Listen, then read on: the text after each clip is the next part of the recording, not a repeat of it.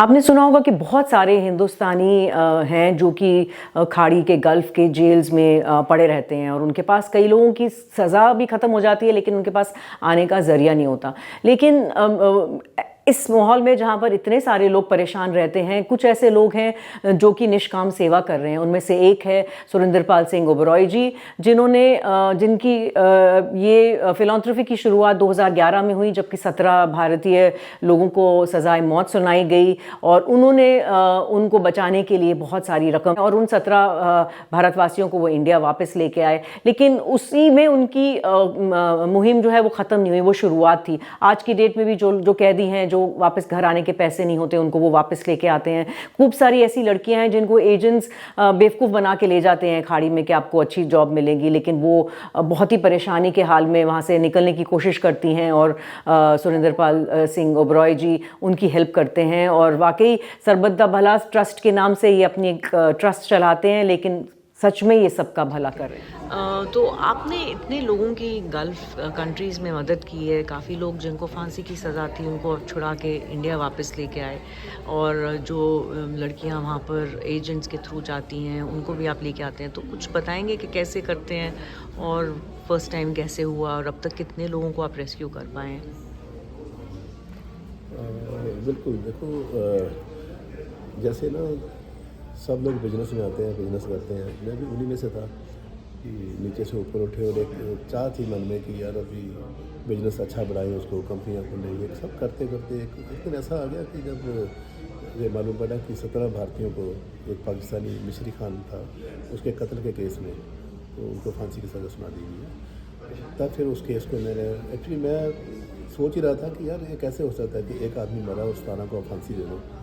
उनको लड़कों को मिला कि सारी जानकारी ली मैंने, फिर वो केस मैंने अपने हाथ में लिया।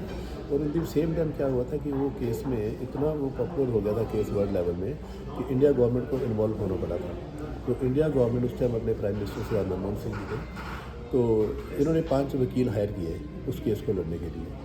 तो वकील तो फीसें ले रहे हैं, लाखों ग्राम फीस जा रही है उनको। तो मैं भी इन्वॉल्व था उसमें। तो फिर मैंने कैप्टन अमरिंदर सिंह को करके सरदार मनमोहन सिंह जी से बात करके तो मैंने बताया उनको कि ऐसे आप अगर 10 साल भी फीसें देते रहोगे ना इनको लॉयर को, तो वो लड़के बाहर नहीं आएंगे, ना इनकी फांसी माफ होगी, कुछ नहीं होना। आप फीसें खर्चा कर रहे हो। कहते क्या करें? तो मैं कहा मेरे को सिर्फ 3 महीने आप दे दो, फ्री हैंड छोड़ दो। तो फिर मनमोहन सिंह उन्होंने इंस्ट्रक्शन दी सारी एम्बेसीज को वहाँ। तो कहते कि इसको राय को 3 महीने छोड़ दो, कोई बात नहीं, इनको पूरी सपोर्ट करो। और 3 महीने के अंदर 2.5 महीने में मैंने ये केस सॉल्व कर दिया, ब्लड मनी देकर। और उस टाइम $1.4 मिलियन देने के बाद तो सारा के 17 लड़के जो बाहर आ गए। फिर ये सिलसिला ख़त्म नहीं हुआ क्योंकि जेलों में मेरा नंबर चला गया।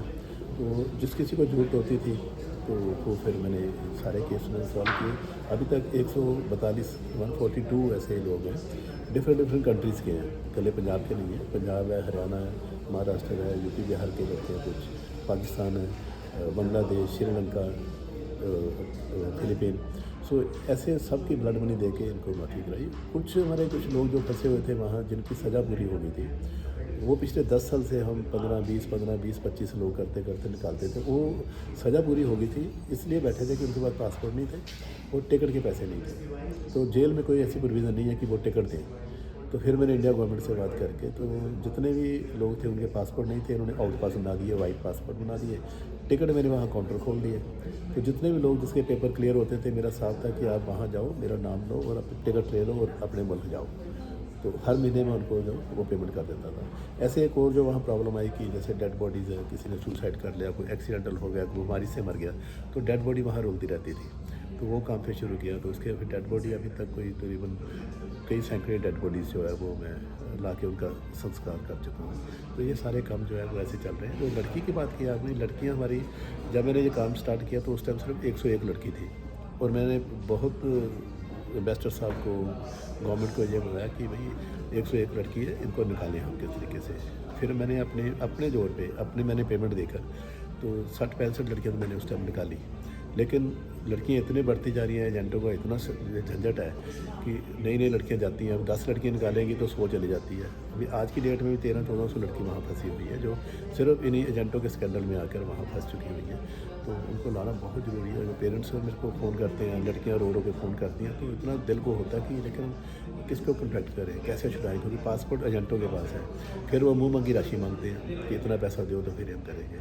सो ऐसे सारा जो है वो चल रहा है वहाँ। थैंक यू सर, आप तो इंस्पिरेशन है, रोल मॉडल हैं, एंड आई एम श्योर कि बहुत लोग इंस्पायर होंगे आपको, आपकी ये बातें सुन के।